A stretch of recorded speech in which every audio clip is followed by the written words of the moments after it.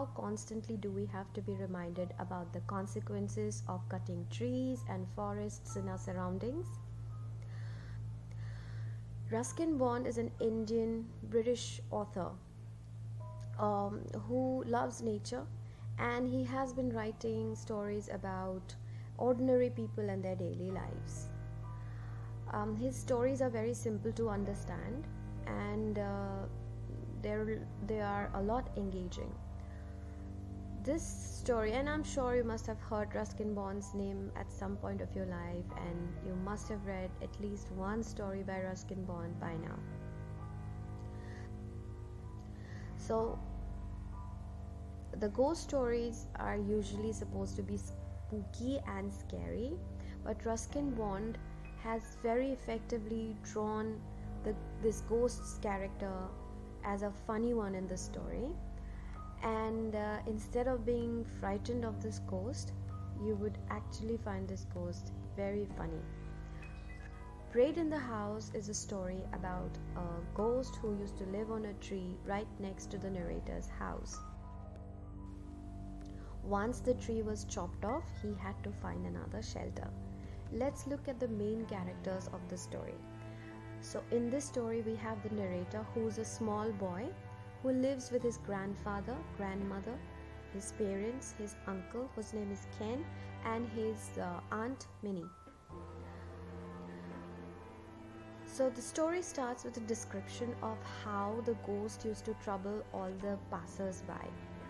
Since the tree was on a road, all the people that would walk by were troubled by the ghost. He also used to trouble the ponies who would draw the carts by scaring them and causing accidents. He would knock off the hats of the sahibs who would pass by. Sahibs are the people who wore hats, and they were mostly British people in that time. So one fine day, the PWD people, or the Public Welfare Department people, came and visited grandfather, and they wanted to chop that tree down. Since grandfather did not have any problem, he allowed them, and the tree was chopped off. The problem began after the tree was being cut. The ghost had no place to live in, and he was forced to shift to the narrator's house. Once he was inside the house, all the trouble started to begin. He started doing a lot of mischiefs, like he used to hide grandmother's spectacles. He would exchange the shaving cream of grandfather with Aunt Minnie's toothpaste. He would pull off the bedclothes of Uncle Ken all the time, and he would also mix the ink pot of narrator with the soup. And he would snip off the pea pods from the garden and throw them on the ground. One fine day, the family was so fed up.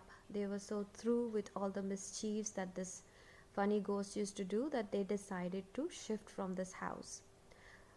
Once, while they were shifting and when they were inside the car, they could hear some chuckling and squeaking sound from the car, and they wondered who it was.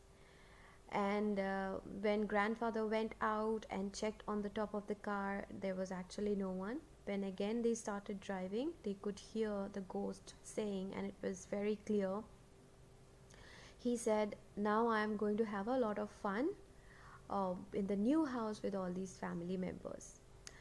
You also must notice that the people in that area, when the tree was there, they would be scared to go pass through that tree, especially at night, because they believe that if you sit under that tree or if you pass by that tree at night time, then you are going to have digestion problem.